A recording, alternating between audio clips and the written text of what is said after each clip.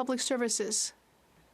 My colleague, the Minister for Housing, spoke about the 8,000 affordable housing units that will be built by Quebec municipalities. We already know that the leader of the opposition had 6 affordable housing units built when he was Minister of Housing. And what the member may not know is that his own riding, there is a project that built 163 affordable housing units, which is about 25 times more than his leader managed to build throughout his entire term and throughout the entire country. The honourable member for Jonquière. Now, in the expression area of jurisdiction, there's the word jurisdiction. When you have a toothache, you don't call up the barber, and you shouldn't call up the federal government either. Federal dental coverage is still not available, and yet already everyone is mad at Ottawa. Seniors are mad because they were promised free dental care, but instead they're going to have to pay. Dentists are mad because Ottawa is blaming them. And all of this because Ottawa, which knows nothing about the matter, promised free dental care without totting up the bill. Why not instead act like the tooth fairy and slip the money under Quebec's pillow? The Honourable Minister of Health. Mr. Speaker, it is essential that everyone throughout the country and each and every Quebecer can receive dental care. That is our objective, and that is what we will do. In the spirit of cooperation, I will continue to work with the government of Quebec.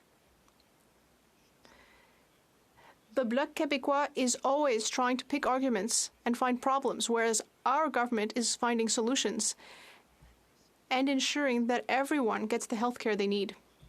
The honourable member for Jonquière.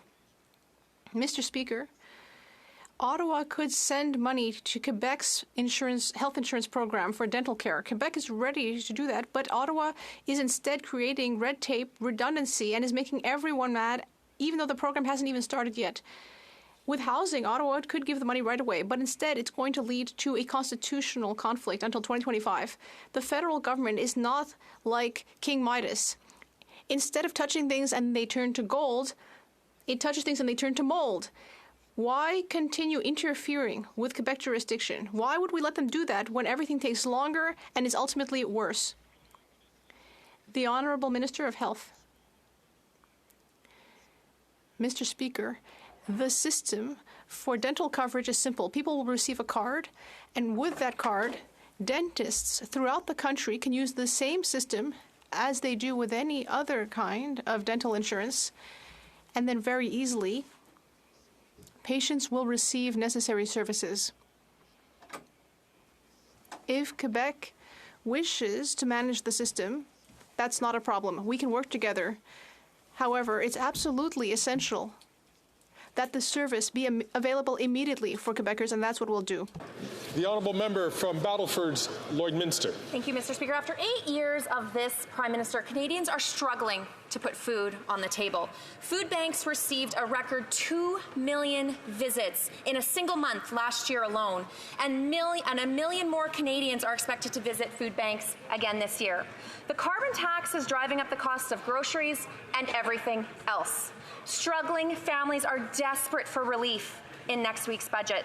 So, Mr. Speaker, will the Prime Minister axe the carbon tax on farmers so the food prices can go down?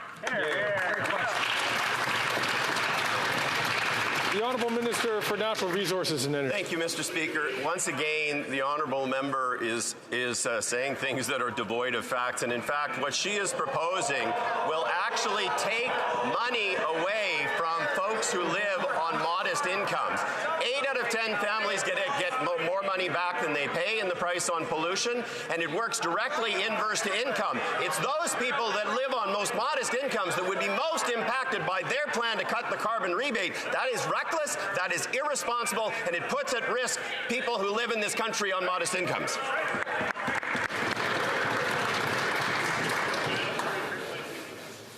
The chair did not hear the comments by the minister. Unfortunately, I wasn't paying attention, but there is so important for members to not use language which can be disturbing to the affairs of the House.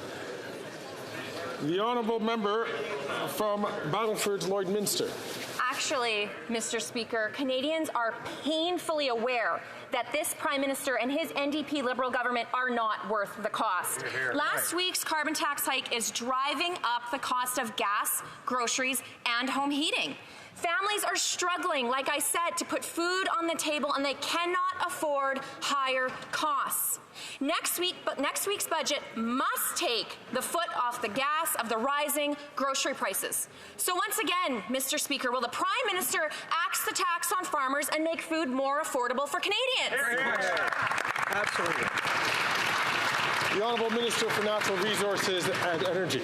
Thank you, Mr. Speaker. I would suggest to my honourable colleague across the House, who is from the great province of Saskatchewan, that she go and have a conversation with Dr. Brent Dolter at the University of Regina, who has said 8 out of 10 Canadian families get more money back, and it's those that actually live on modest incomes that do the best on a net benefit basis. It is an affordability program, but it is also a program to address the climate crisis, which imperils the future of our children. The fact that these folks have zero plan to address the climate issue and they don't seem to care at all about it is reckless and it is irresponsible.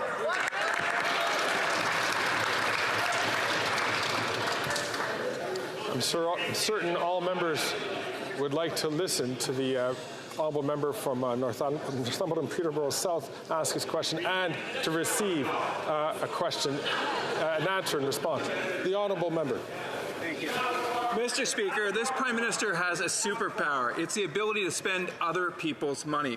But I'd like to remind him that it's not his money he's spending. It's the hard-earned dollars of Canadians. He is clear he has no respect for Canadians or their hard-earned dollars. Mr. Speaker, he's just not worth the cost. Will his government commit to a pay-as-you-go rule in the upcoming budget to help fix the financial disaster they caused? The Honourable President of the Treasury Board. Mr. Speaker, an accurate representation of the facts would be the following.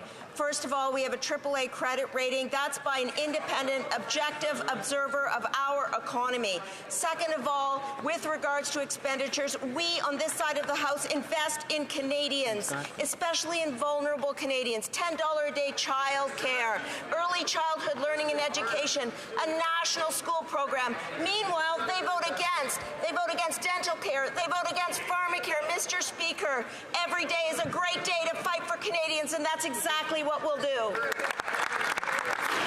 The honourable member from Northumberland, Peterborough South. Thank you, Mr. Speaker. While the Liberals deflect, deny, and gaslight, common sense Conservatives will remain laser focused on the affordability crisis.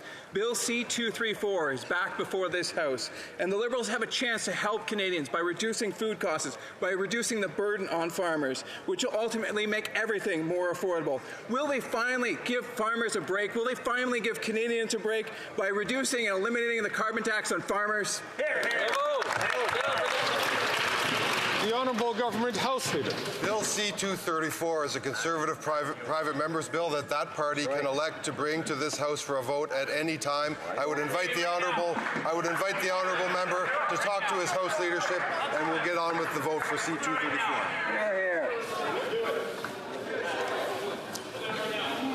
L'honorable député de Rose. The honourable member for Rosemont-la-Petite-Patrie. Mr. Speaker, rent is expensive, groceries are expensive, everything is expensive. Quebecers are suffering while the CEOs of big grocery stores are gilding their pockets on their backs. Instead of making this lot pay their fair share, the Liberals are giving them a $60 billion gift. Thank you who? Thank you to the Conservatives who gave this money, our money, when they were in power. Money that could be invested in social and affordable housing, in health, or in the fight against the climate crisis. But no, the Liberals prefer to give it to rich CEOs. Why do the Liberals continue to gild the pockets of big business? The Honourable Minister for Innovation. Mr. Speaker, I'd like to thank my colleague for his question. Mr. Speaker, my colleague will admit that we do invest for the most vulnerable Canadians throughout the country. We also invest in childcare, we invest in housing, and my colleague knows full well that the best way to stabilise grocery prices is to have more competitivity in our country. And that is exactly what we have done with the biggest competitivity reform in history. Everyone here knows that we want to help Canadians, and that is what we are doing and what we'll continue to do. The honourable member from Winnipeg Centre. Thank Thank you, Mr. Speaker. The Liberals' childcare plan forgets childcare workers, 96% whom are women, many facing a burnout crisis. And the recent Liberal announcement falls short of what experts are calling for. Childhood educators need better wages and working conditions to improve retention and recruitment. Meanwhile, the Conservatives are pushing privatized childcare that would even hurt workers even more. When will the minister stop with the disrespect and deliver a workforce strategy that allows workers to live in dignity? The Honourable Minister for Families, Children and Social Development. Thank you, Mr. Speaker, and I thank my colleague for the question and her continued advocacy on behalf of early learning childcare workers. Our government continues to work with the provinces and territories, as evidenced most recently with our budget announcement, which includes loan forgiveness for early childhood educators who choose to work in rural and remote communities where we see the need for more educators and more childcare spaces. We'll continue to work on the workforce strategies with the provinces and territories to support this workforce. The Honourable Member from St. John's East. Mr. Speaker, tourism is one of the most important pillars of Atlantic Canada's economy. In my riding of St. John's East, the Bell Island Heritage Society No. 2 Mine Tour and Community Museum is a hidden gem. Recognized as a world-class destination, they are helping attract tourists to experience for themselves what our community has to offer. This, in turn, supports our local economy. Can the Minister for COIT tell us what efforts are being made to help our booming tourism sector grow even more, specifically in Atlantic Canada? The Honourable Minister. Thank you, Mr. Speaker. Big things are happening on the East Coast. In February, I was with the Minister of Tourism to announce the signing of the Atlantic Canada Agreement on Tourism. This $30 million agreement gives a major boost to more than 7,500 tourism businesses throughout Atlantic Canada. This support creates year-round opportunities, fuels innovative marketing, grows our Indigenous product, and brings more visitors to our beautiful corner of the world. With their breathtaking landscapes, delectable cuisine, and renowned hospitality, our region has so much to offer, and we're pulling out all the stops. You put Atlantic Canada on your bucket list this year. The Honourable Member for Louis Saint Laurent. Mr. Speaker, after 8 years, this Prime Minister is simply not worth the cost. $500 billion later, and without controlling spending, this is the result. The cost of rent has doubled. 1 child in 4 in Canada does not have enough to eat, and 2 million Canadians have to go to food banks. That is the Liberal record after 8 years of this Prime Minister's mismanagement. And because the Prime Minister has invaded provincial jurisdictions, Quebecers' lives have become worse. The same for Canadians' lives. Will the Prime Minister withdraw from provincial jurisdictions and stop making life worse for Quebecers and Canadians? The Honourable Minister for Public Services and Procurement. Thank you, Mr. Speaker. My colleague is right to speak about the cost of living. The cost of living is important for middle-class families and lower-class families. What is interesting is that they are against childcare benefits that reduce child poverty by 50% every month. They're against dental care for children and now for seniors. They are against investments in childcare services that in Quebec have shown us how important it is for gender equality, and now they seem to be against investments in housing, despite the fact that the Conservative leader didn't do much for housing when he was a housing minister.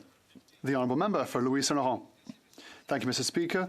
I'd like to mention to the Minister that most things that he mentioned we voted for. However, what makes us angry and what makes Canadians angry is that this government has absolutely no efficiency when it comes to taking care of its own business. Passports, the armed forces, the border, immigration, the cost of living, and the cost of living. The list is long, Mr. Speaker. That is government in action. And what's this government doing right now? It's butting into provincial jurisdictions. It's not their business. So they can't even handle their own business, but they try to get into provincial businesses. When will the government finally step up and respect its own jurisdictions rather than butting into provincial jurisdictions? The Honourable Minister for Public Services and Procurement. Thank you, Mr. Speaker. First of all, I would like to remind my honourable colleague that in his riding there are about 12,000 families who every month, on the 20th of every month, get the Canada Childcare Benefit. That's about $500 every month non-taxable for these families, which reduces poverty by 50% in his riding. Unfortunately, one of the first things that the Conservatives did in 2016 was to vote against this childcare benefit that is beneficial to millions of families and children in his riding in Canada. The honourable member from Mégantic-L'Érable. Thank you, Mr. Speaker. After 8 years, this Prime Minister is simply not worth the cost of his own incompetence. His inflationary policies have increased the cost of everything. Rent has doubled.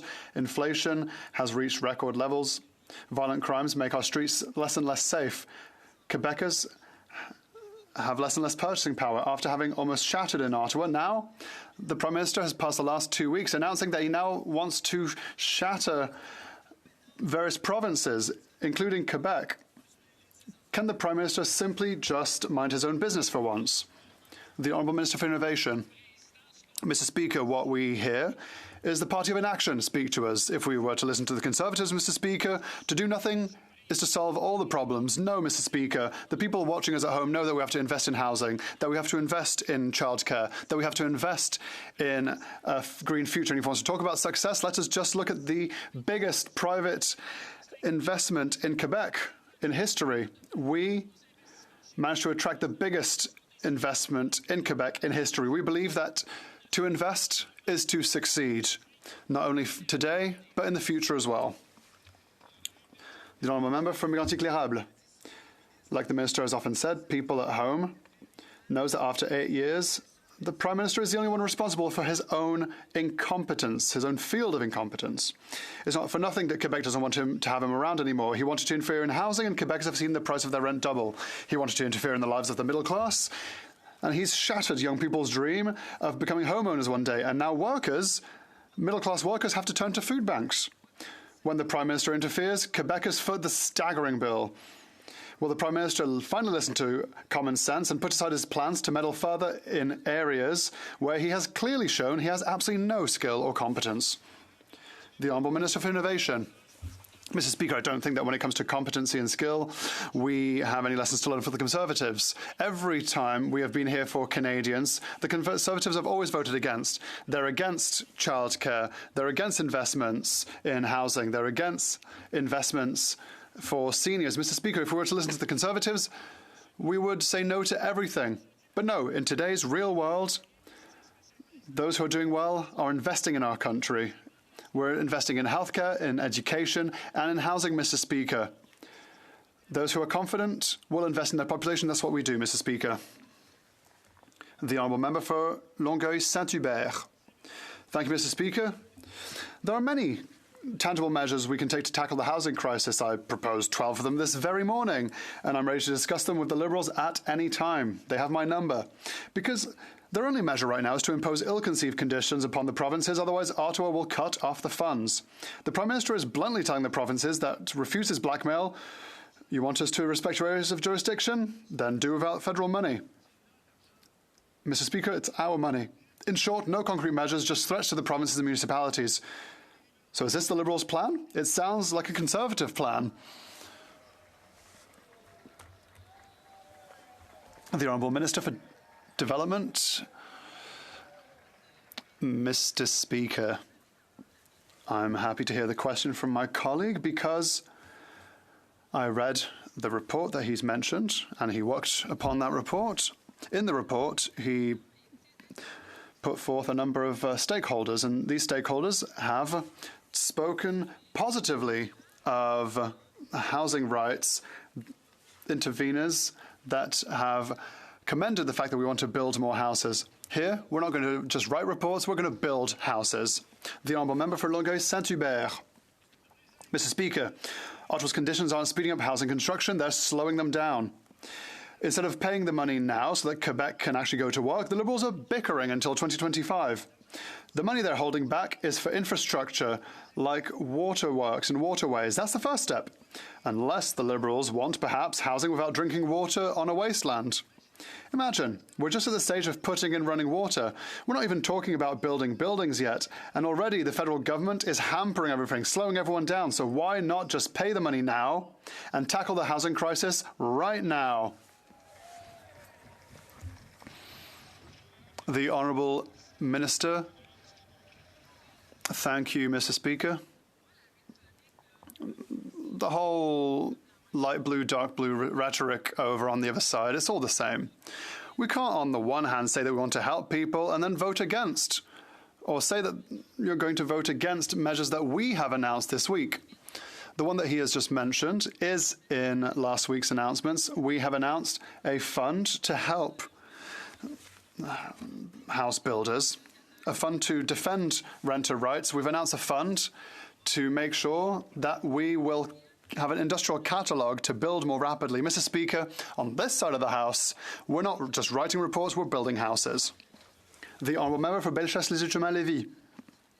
Mr. Speaker, under the Liberals, 1 child in 4 goes hungry after 8 years. The cost of housing has doubled. People are sleeping in tents, and the use of food banks has now become the norm. The Prime Minister is failing in his own responsibilities, and his inflationary spending is creating chaos.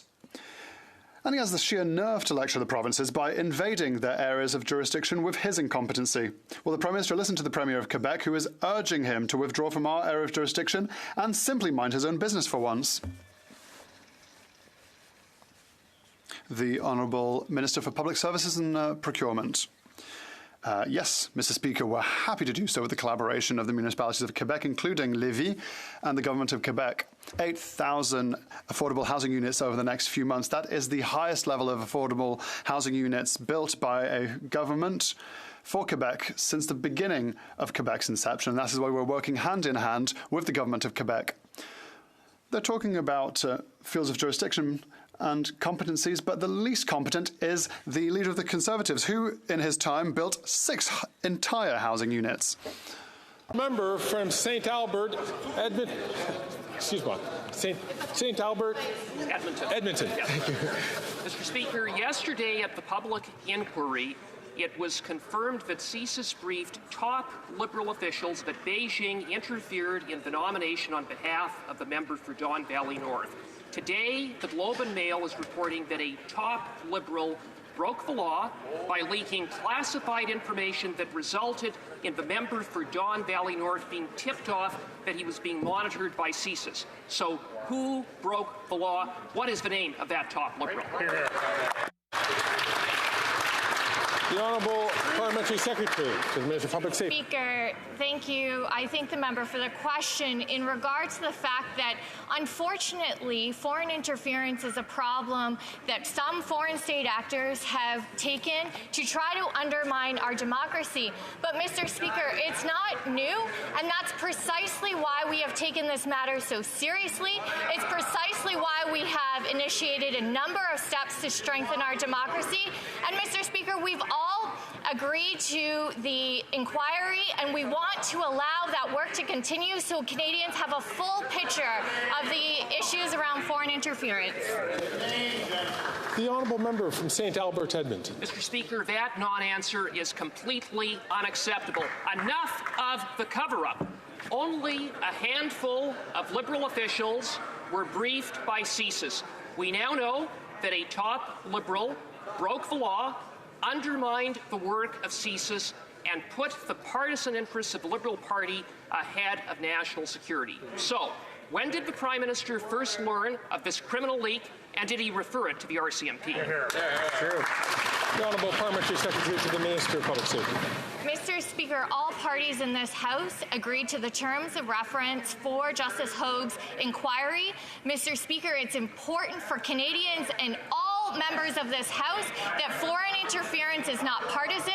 It's important that we allow Justice HoC to continue in this work so that Canadians can have a full picture surrounding any attempts of foreign interference in this country. Mr. Speaker, an interim report will be delivered in May, and I look forward to the recommendations on how we can strengthen our democracy. The Honourable Member from Yukon. Speaker, our government signed bilateral agreements with all 13 provinces and territories this past March. A few weeks ago, in my riding, 3 agreements were announced with the territorial governments to invest a total amount of nearly $86 million to improve health care, access and services for the Yukon. Can you elaborate on what this health investment means for those living in the Yukon and for all Canadians, to the Minister of Health? Thank you. I'm certain that the honourable member from Yukon wasn't asking the Speaker to elaborate, but indeed the Minister of Health to elaborate. The Honourable Minister of Health.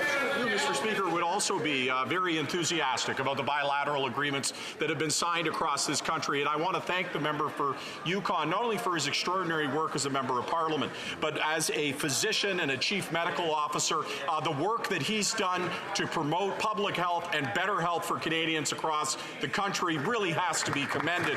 And I was so proud to be with him in the Yukon to make an announcement that's going to see more doctors, more nurses, reduce backlog, improve access to care, make sure that we allow our seniors to age at home. It's part of a $200 billion plan to take action across the country. The honourable member from Leeds, Grenville, Thousand Islands and Rideau Lakes. After 8 years of this NDP Liberal Prime Minister, we know that he's not worth the cost or the corruption, and we've seen that with the $60 million that he spent on his failed Arrive scam. Last year alone, he spent $21 billion on outside consultants, and his favorite hand-picked consultants, GC Strategies, are being hauled before the bar of this House to answer questions under threat of imprisonment for lying to parliamentarians in the inquiries about this Liberal scandal. It's a historic tool for historic levels of corruption. So in the budget next week, will the Prime Minister cut the corruption in his government? The Honourable Parliamentary Secretary to the Minister of Public Safety. Mr. Speaker, as we have said time and time again, when it comes to the procurement process, Canadians and all parliamentarians expect the process to be followed, expect laws to be followed, and Mr. Speaker, this is precisely why we have supported the work of the committee. CBSA has already initiated a number of measures to improve the procurement process. Mr. Speaker, we will continue to make those improvements so Canadians have trust in our procurement systems.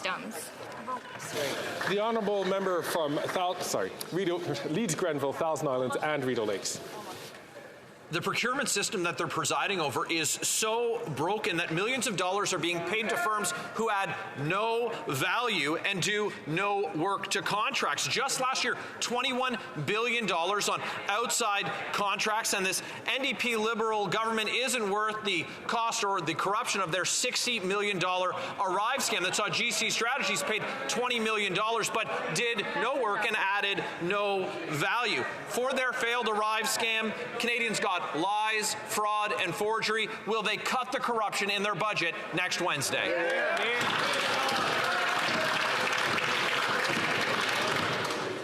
And ask all members, please, to not take the floor while another member is speaking. That's recognized by the Speaker.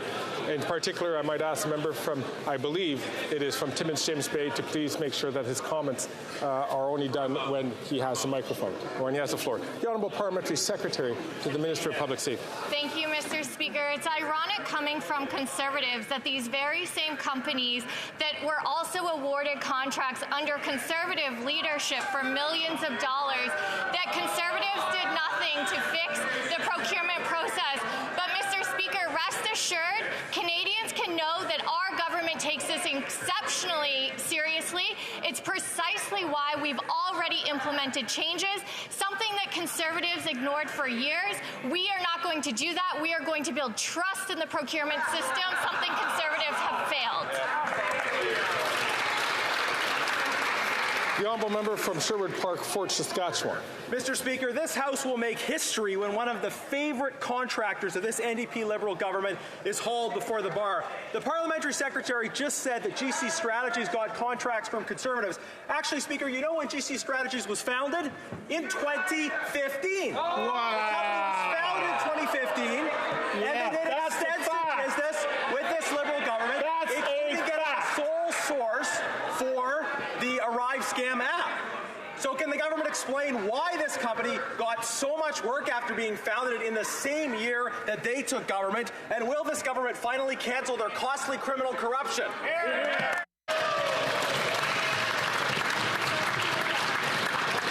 The Honourable Government House Leader. The member across knows not to use such language, and he knows that there's no evidence for the kind of language that he's using that supports that.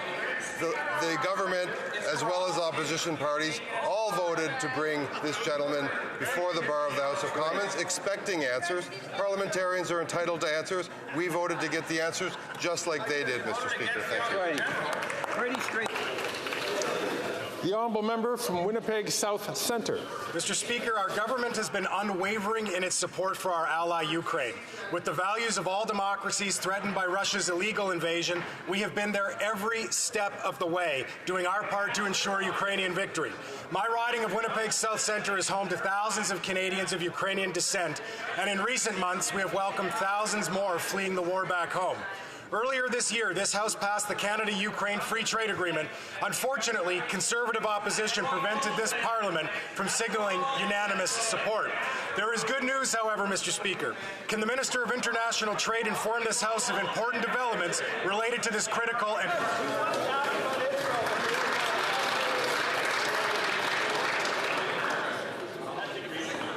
The Honourable Minister for International Trade. To inform Canadians and this House that in Ukraine and Ukraine Parliament have passed the Canada-Ukraine Free Trade Agreement. Despite Conservative opposition, Ukraine's Parliament unanimously passed this agreement and have called this agreement one of the most modern, high-standard agreements in the world.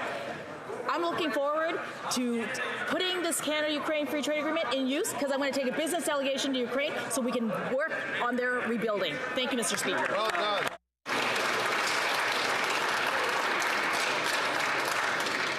I know it's Wednesday and people are all excited. Let's have the last couple of questions. The honourable member from Courtenay, Alberta. Mr. Speaker, First Nations in BC have suffered enormous loss through their 200-year history of colonization, including the devastating loss of language and culture. Although nations continue to make tremendous progress revitalizing their languages, the Liberals' new formula on funding means a 60% cut to language programs in BC. Preserving and revitalizing Indigenous languages is an essential step to reconciliation. Will this government remember its most important relationship with First Nations and act with urgency to ensure sustained and long-term funding to language programs in British Columbia?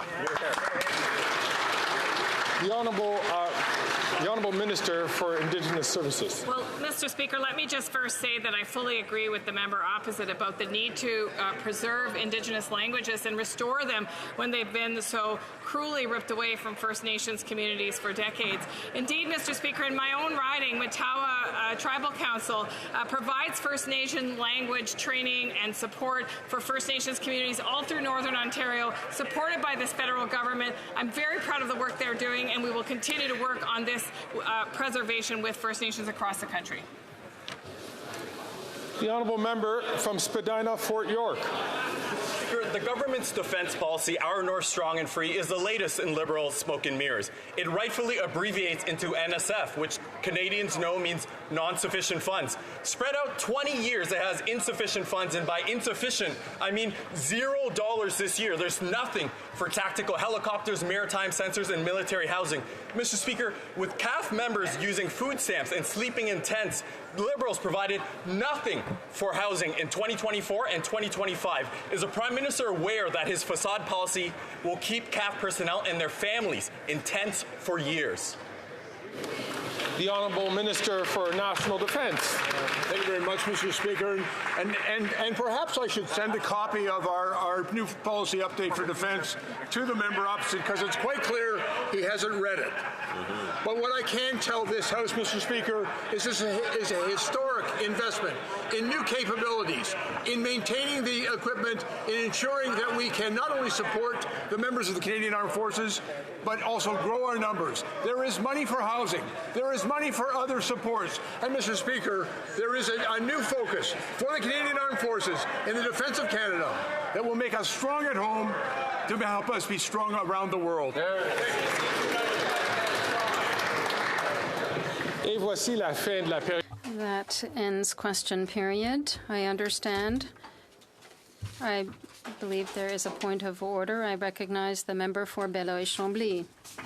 Mr. Speaker, there has been consultations amongst the parties, and I think that you will see unanimous consent for the following motion: that this House recognize that the Member of Parliament for Bécancour, Nicolet Sorel, has become, on April 3rd, 2024, the longest-serving and undefeated elected official in the history of the Canadian Parliament, on his 14,457th day in office. That is 39 years, 6 months, and 29 days. Salutes the dedication that he has had to show to the citizens of Bécancour, Nicolet Sorel, to earn their trust since 1984 in 12 federal elections, and thanks the member for Bécancour, Nicolet Sorel, Dean of the House, for his record length of public service over 4 historic decades dedicated to the defense of the people of Quebec. Pay tribute to the member for Bécancour, Nicolet Sorel, immediately following the adoption of this order, to allow members to make a short statement in the following order: a member of the Bloc Québécois, followed by a member of the recognized party, a member of the Green Party, and the member for Bécancour, Nicolet Sorel.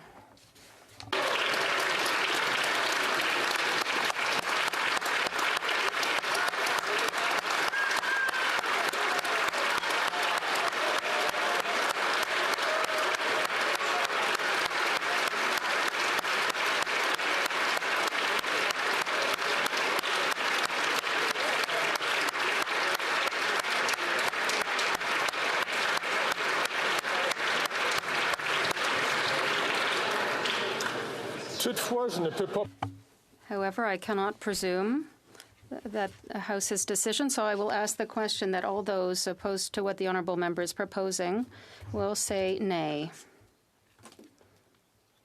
Agreed. The House has heard the terms of the motion. All those opposed to the motion will please say nay. Adopted. Carried. En conséquence, la Chambre procédera maintenant à... Accordingly, the House will now proceed to tributes for the member for Bécancour, Nicolet Sorel. I now recognize the honourable member for Belleuil-Chambly. Pursuant to order made earlier today, we are going to be proceeding directly to that speech, according to what we just adopted. Je donne maintenant la parole à l'honorable. I now recognize the honourable member for Belleuil-Chambly. Mr. Speaker,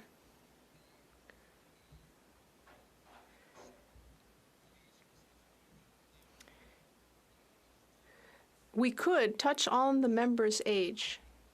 We could. We know he has a good sense of humor.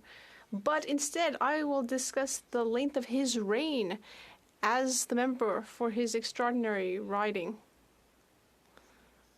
Now, we could speak of his wisdom, the great wisdom of the member for Bécancour, Nicolet Sorel. But no, I won't. I won't speak of that.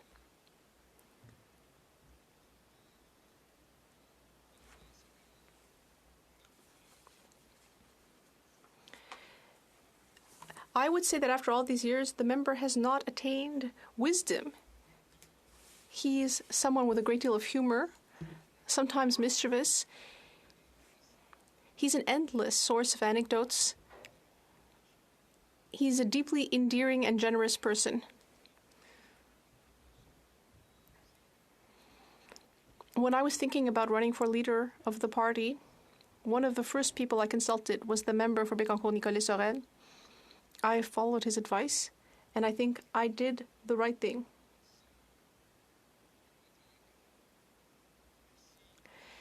And so, I will be forgiven for my breach of decorum by saying thank you, Louis.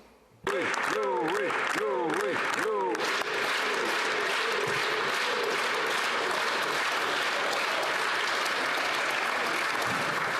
J'invite le député de Gatineau. I would now invite the member for Gatineau, the government house leader, to take the floor. Thank you. It is my turn now to rise and speak about the record longevity in this House of the Dean of the House, the member for Député the member for Bécancour, Nicolas Sorel, rather. Over 4 decades, my bloc colleague has admirably promoted the interests of his constituents. On April 3rd, and I would just mention our former colleague, Herb Gray, who held the record until now, on April 3rd, he became the elected official who has sat the longest in this House without interruption or any defeat. During the entire history of the Canadian Parliament, it's an exploit that my colleague may be very proud of. His constituents clearly trust him and have since 1984.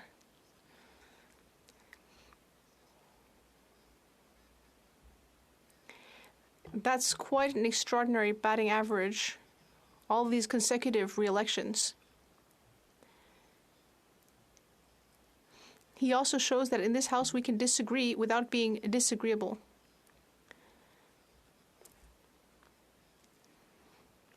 His long tenure should inspire all of us. Inspire us to adopt his excellent qualities and also perhaps hope to aspire to such a record. I would also like to mention his appreciation for institutions, even federal institutions. We have worked together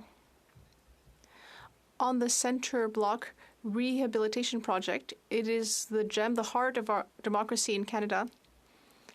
And I would like to thank my colleague for the great commitment that he's shown in supporting our institutions, and perhaps even the supreme federal institution. Once again, Mr. Speaker, I'd like to congratulate the Dean of the House, a very proactive and engaged member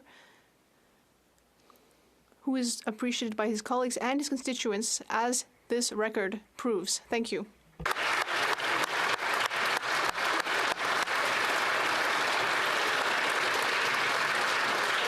L'honorable député de Bellechasse-les-Etchemins-Lévis. The honourable member for Bellechasse-les-Etchemins-Lévis. Thank you, Mr. Speaker. Our party will join our colleagues to congratulate our colleague for Bécancour, Nicolas Sorel, for his long tenure. I would just like to remind us that at the beginning, he was a conservative.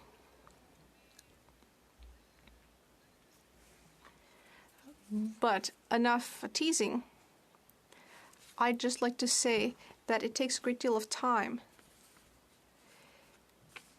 It takes a great deal of effort to hold a position as an elected official. I am coming up on 20 years, and I know that it can be difficult and that it takes a great deal of time. So it's hard to fathom doing double of that time, 40 years. It shows a great deal of sacrifice and abnegation. And also his family has also had to sacrifice a great deal.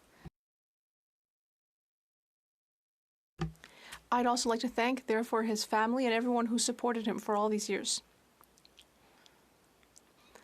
Of course, we're all taking notes because we might all hope to have such a tenure, but it's unusual, of course. In the National Assembly of Quebec, where I started and was a politician for nearly 15 years,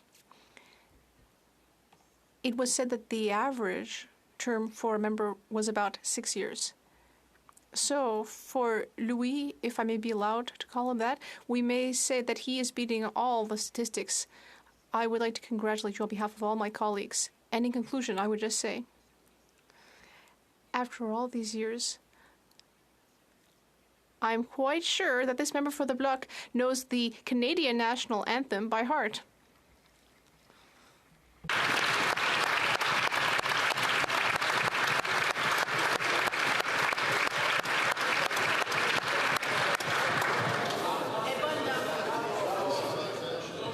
L'honorable député de Rosemont-la-Petite-Patrie.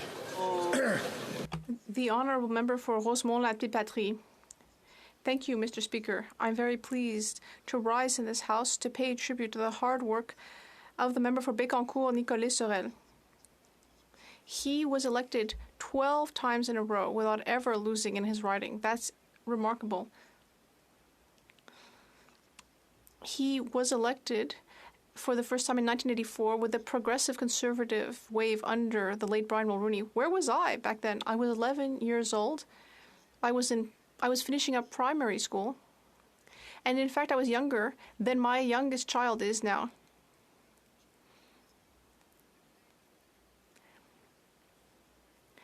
The member for Bécancour, Nicolas Sorel, is someone who has a great sense of humor and is a bit mischievous. And I would just like to say that on Wikipedia, it says that for 6 days last fall, he was acting Speaker of this House. So for 6 days, a member of the Bloc Québécois was reporting in theory to Charles III, King of England, that he conscientiously served for those 6 days. But more importantly, he conscientiously served his constituents for more than 14,000 consecutive days. That shows the importance of knowledge of what's going on the ground. It shows a knowledge and trust in local democracy. On behalf of the NDP, I'd like to congratulate my colleague.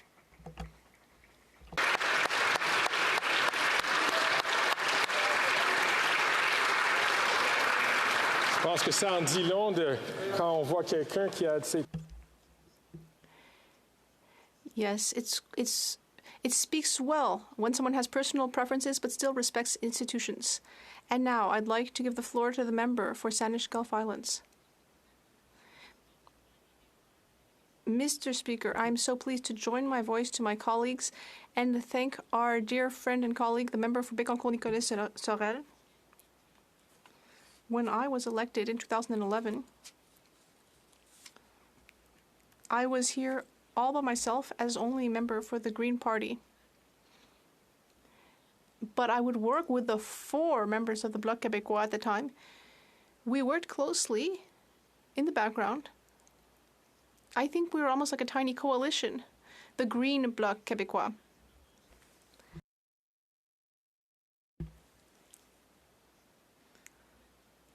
So I'm very pleased to continue working with my dear colleague, the Dean of this House. He has worked with many different prime ministers, with many colleagues under many different parliaments, always in a spirit of collaboration. He's a friendly and caring person.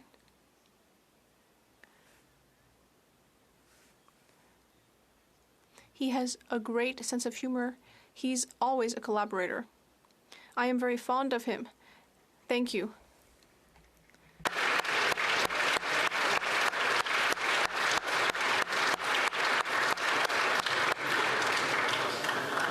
Et ça me donne un très grand privilège à reconnaître. It is my great privilege to recognize the member for Bécancour, Nicolas Sorel. Well, I'm at a loss for words after hearing all this. I'd like to thank all 5 colleagues who spoke and who said very nice things about me.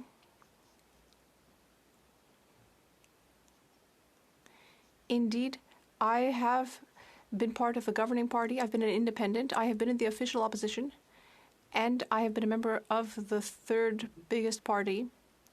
So I've been around the block, so to speak.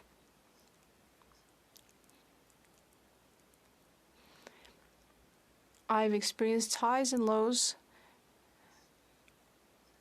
I'd like to thank my constituents who have supported me and given me majorities over 4 elections. 2011 was more challenging due to the orange wave, but there were 4 of us, including me.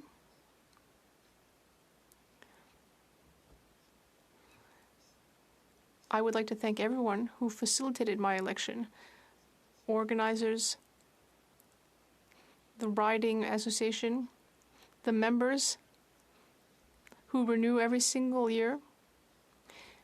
They're getting a bit older, too. My office staff,